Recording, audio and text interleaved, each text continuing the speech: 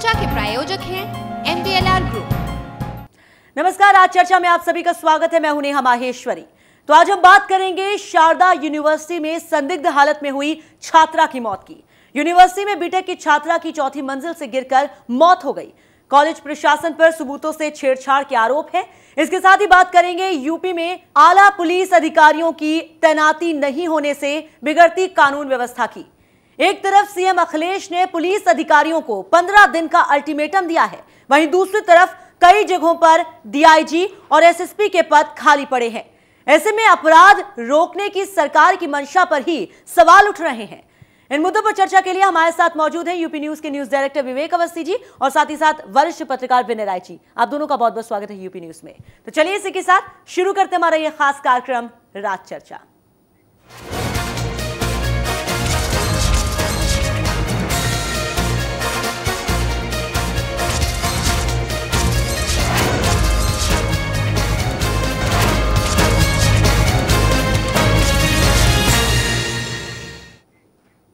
तो ग्रेटर नोएडा के शारदा यूनिवर्सिटी में एक छात्रा की छत से गिरकर मौत हो गई।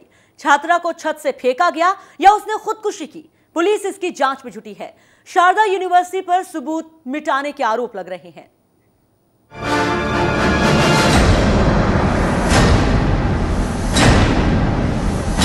इंजीनियरिंग की छात्रा शिल्पा वर्मा अब इस दुनिया में नहीं है।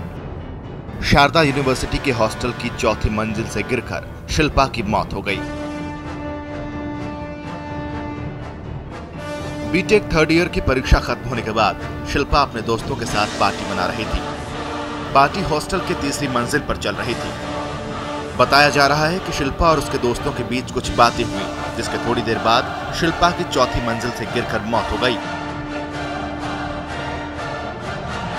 घर वाले शिल्पा की हत्या की आशंका जता रहे हैं। देख रहे हैं कि बारजा जो इतना ऊंचा है तो अचानक कैसे एक लड़की 4-6 लड़कियां बात कर रही हैं आपस में कमरे में, चौथे फ्लोर में एक रूम में, एक लड़की अचानक कूद जाए तो ये संभव नहीं लगता। वहाँ स्पॉट साफ है पूरा, कुछ समझ नहीं आ रहा क्या है। तो सुसाइड नहीं लग रहा। पुलिस के पहुंचने से पहले ही यूनिवर्सिटी प्रशासन ने सभी सबूतों पर पानी फेर दिया था।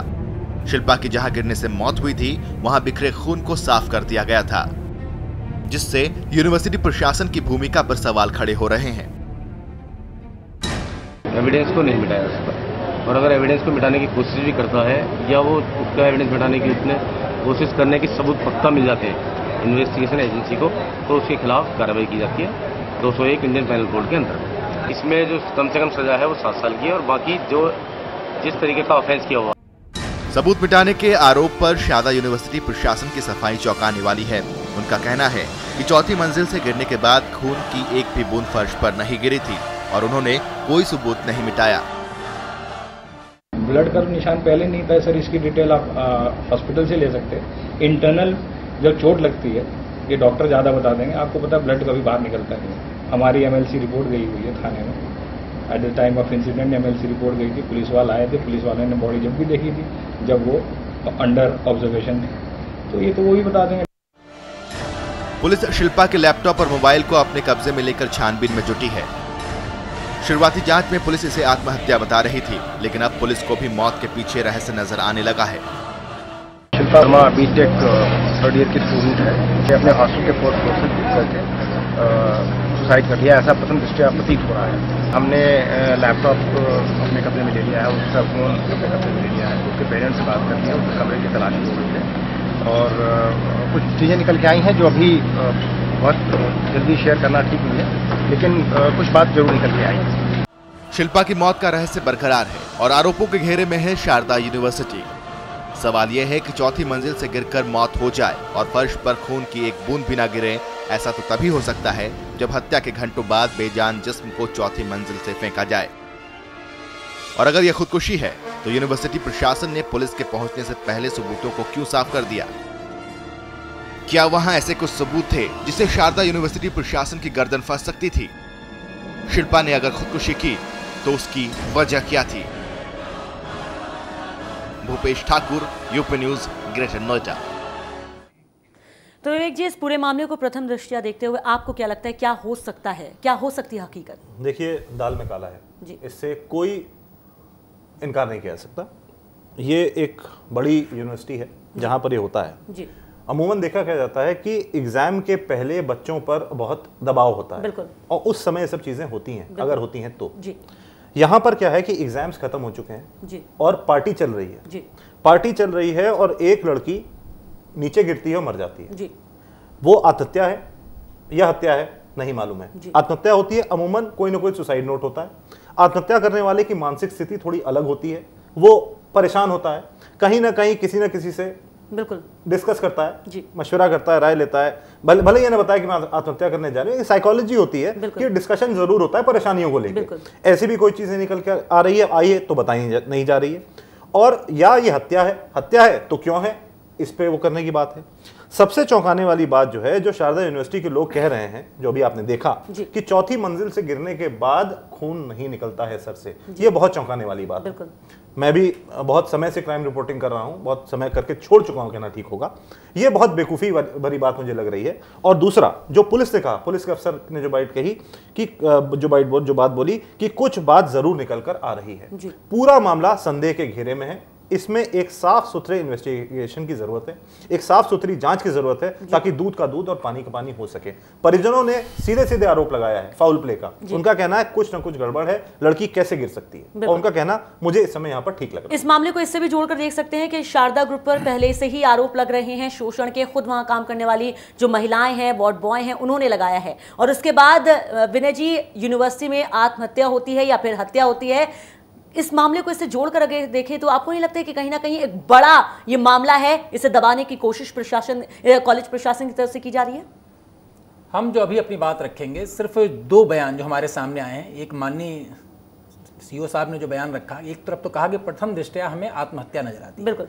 दूसरा बयान देते हैं अभी कुछ कहना ठीक नहीं है, और तीसरी चीज कह रहे हैं कुछ निकल कर सामने आ रहा है।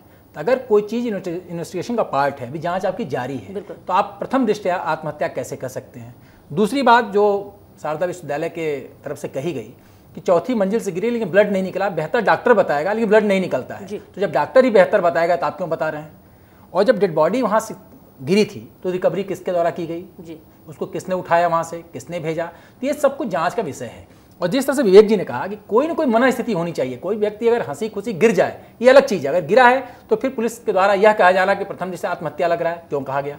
तो सुसाइड नोट कहाँ है, क्या परेशानी थी, इसका जिक्र कम से कम परिवार वाले बेहतर समझते हैं कि काले से किसी बात को लेकर प्रताड़ित किया गया हो, तो वो बात निकलकर सामने नहीं आई है। और मौत की कोई न कोई वजह होती है और कोई न कोई ठोस वजह होनी चाहिए। तो अभी तक ये चीज़ें सामने निकल कर नहीं आ रही हैं कि आखिरकार बच्ची गिरी कैसे या गिराई कैसे गई। ये सब चीज़ जांच का विषय। नहीं, पुलिस को मैं एक सलाह दूंगा अपने तरफ से कि जब उसके पार्ट पर कुछ चीज़ आना बाकी है तो कम से कम प्रथम दृष्टया आत्महत्या करार न दे। बिल्कुल जाहिर सी बात है, जिस तरीके से ये हत्या है, आत्महत्या, इसे लेकर सवाल तो बना हुआ है, लेकिन अभी पूरी तरह से स्थिति साफ नहीं हुई है, तस्वीर साफ नहीं हुई है। लेकिन कहीं ना कहीं जो सवाल है वो इस यूनिवर्सिटी पर उठ रहे हैं, शारदा ग्रुप पर उठ रहे हैं। हमारे साथ सीधे लखनऊ से जुड़ गए हैं यूपी न्यूज के ब्यूरो चीफ आशीष सिंह। आशीष, इस पूरे मामले को अगर देखें तो आपका अनुभव क्या कहता है? क्योंकि कहीं ना कहीं भले ही यहाँ पर यह दिखाने की कोशिश की जा रही है कि छात्रा ने आत्महत्या की है, लेकिन जो साक्ष्य हैं, जो सबूत हैं, सबूतों के साथ जो खिलवाड़ किया गया है, तमाम सारी चीजों को अगर देखें तो ये लग नहीं रहा कि वाकई में यह खुदकुशी है। देखिए, मेरा सीधा सा ये कहना है, मैं विवेक जी की बात से पूर्णतः 100% इस बात से सहमत हूं कि अगर कोई भी व्यक्ति आत्महत्या करता है तो जो उसकी मनोदशा होती है वो या तो साथ वालों से डिस्कस करता है या फिर सुसाइड नोट छोड़ता है। आत्महत्या करने वाला व्यक्ति तैश में आकर आत्महत्या करता है, ऐसा बहुत कम ही देखने को मिलता है। फिर यहाँ पर देखने वाली बात यह है कि किस तरीके से बोल रहे हैं कि 4 मंजिला से गिरी है, नीचे पक्की फर्श है। तो नीचे पक्की फर्श है तो कोई भी भारी सामान अगर ऊपर से नीचे गिरता है तो जाहिर सी बात है वो फटेगा ही, चाहे वो सर हो चाहे कुछ भी हो, तो ऐसे में खून भी निकलेगा। लेकिन वहां पे ऐसा कुछ भी नहीं माना जा रहा। खैर, इन सब जांच की बात तो पोस्टमार्टम रिपोर्ट से क्लियर हो जाएंगी। लेकिन यहाँ पर ध्यान देने वाली ये बात है कि ये जो यूनिवर्सिटीज होती हैं, इनको अपनी साख बचाने का बड़ा खतरा होता है और ये लोग सोचते हैं कि इनके ऊपर ये धब्बा लग जाएगा और इसके लिए जांच प्रभावित करने के लिए किसी स्तर तक जा सकते हैं। तो इतनी बड़ी जो घटना है, जो अभिभावक अपने बच्चों को इन यूनिवर्सिटीज में मोटी फीस देकर पढ़ने के लिए भेजते हैं, लेकिन अगर ये यूनिवर्सिटीज अपनी जिम्मेदारी नहीं समझती हैं तो यहाँ पे प्रशासन को रिपोर्ट आने के बाद कड़ी से कड़ी कार्रवाई करनी चाहिए। बिल्कुल, यहाँ पर एक छात्रा की मौत हो जाती है, लेकिन सवाल यहाँ पर ये उठ रहा है कि कॉलेज प्रशासन को अपनी साख बचानी है, इमेज ना खराब हो। कहीं ना कहीं आपको नहीं लगता कि बहुत उम्मीदों के साथ माँ बाप अपने बच्चे को भेजते हैं, लेकिन अगर इस तरह की घटना होती है तो यहाँ पर जो सत्य है उसे सामने लाने की कोशिश नहीं की जाती, बल्कि ऐसी कोशिश की जाती है कि किसी तरह इमेज ना खराब हो कॉलेज की। देखिए, इमेज बचाने का तो खेल है ही, क्योंकि जिनके भी ये स्कूल्स कॉलेजेस होते हैं बहुत बड़े लोग हैं, रसूख वाले लोग हैं। जी। शारदा की अगर आप बात करें तो 45 एकड़ में पूरा बना हुआ है। 45 एकड़ उस जगह पर ग्रेटर नोएडा में क्या होता है आप कुछ समझ सकते हैं। तो पहली कोशिश तो ये कि किसी तरह अपनी इमेज डेंट ना होने दी जाए, अपनी इमेज किसी तरह बचाई जाए। उसके बाद सुबह से वहां पर रिपोर्टर खड़ा हुआ है और बार बार वो रिक्वेस्ट कर रहा है कि हमें आपका आधिकारिक बयान, आपका ऑफिशियल वर्जन चाहिए। उसके बाद भी दोपहर बाद तक कोई नहीं आता है। जब वो रिपोर्टर कहता है कि भाई ठीक है, जब आप नहीं आ रहे हैं तो मैं जा रहा हूं और अब मैं अपनी खबर करने जा रहा हूं, आप मुझसे मत कहिएगा। उसके बाद एक अधिकारी वहां से आते हैं, प्रशासन की तरफ से, कॉलेज की तरफ से, और वो इस तरह का बयान देते हैं जिसको कि सुन के हंसी आती है। इसका क्या मतलब लगाया जाए, कम से कम मुझे नहीं समझ में आता है। बिल्कुल विनय जी, आपको क्या लगता है कि कहीं ना कहीं जिस तरह का रवैया रहा है अधिकारियों का, प्रशासन का, उत्पीड़न के आरोप लग रहे हैं, शोषण के आरोप लग रहे हैं, छात्रा आत्महत्या कर रही है या फिर उसकी हत्या की गई है, इन तमाम मामलों के सामने आने के बाद प्रशासन की क्या भूमिका बनती है आपके हिसाब से? देखिए, अब तो इलेक्ट्रॉनिक सर्विलांस का भी बड़ा माध्यम है जिसके जरिए पता लगाया जा सकता है कि अंतिम बात किससे हुई, क्या कारण हो सकते हैं। पार्टी के दौरान अगर खुशी मन से अगर शिरकत कर रही थी तो बाद में कौन सा ऐसा तनाव पैदा हो गया। स्कूल प्रशासन, जिस तरह खुद विवेक जी ने कहा कि कोई एग्जामिनेशन होता है, रिजल्ट को लेकर टेंशन होता है तो बात अलग है, लेकिन यहाँ पर सीधे तौर पर कॉलेज प्रशासन हत्या में शामिल, मैं नहीं कहता, लेकिन अगर कोई मौत हुई है और उसके अगर साक्ष्य मिटाए जा रहे हैं तो आप भी बराबर के दोषी हैं, आप हत्या के लिए जिम्मेदार माने जाएंगे। अगर किसी लड़के के चलते आत्महत्या कर ली या किसी लड़के ने उठा के ऊपर से नीचे फेंक दिया या फिसल के गिर गई, तो हर चीज बिंदुवार होनी चाहिए, इसमें चीजों को छुपाना नहीं चाहिए। तो मेरा ये मानना है कि पुलिस विभाग को इसमें अपनी आंख कान खोल करके इन्वेस्टिगेशन का पार्ट पूरा करना चाहिए। पहला जो बयान इंपॉर्टेंट रखता है वो परिवार का बयान है, जो परिवार आरोप लगा रहा है, पहले उसकी सच्चाई को सुनिए, फिर जहां वो पढ़ती थी, जहां हादसा हुआ, उसकी बात को सुनिए। लेकिन अगर आप सिर्फ शारदा विश्वविद्यालय के इशारे पर चलेंगे तो शायद जांच पूरी नहीं होगी। तो पहला मेरा सुझाव पुलिस प्रशासन से है कि पहले पूरे मामले को देखें, समझें और परिवार क्या कह रहा है उस नजरिए से जांच को जरा आगे बढ़ाएं। बिल्कुल, इस पूरे मामले की तह तक पहुंचने के लिए कोशिश की जा रही है। उधर पुलिस ने जो मोबाइल फोन है, लैपटॉप है, वो तो जब्त कर लिया है उसकी जांच के लिए, लेकिन यहाँ पर इस पूरे अगर मामले को देखें तो अभी भी गुत्थी बनी हुई है।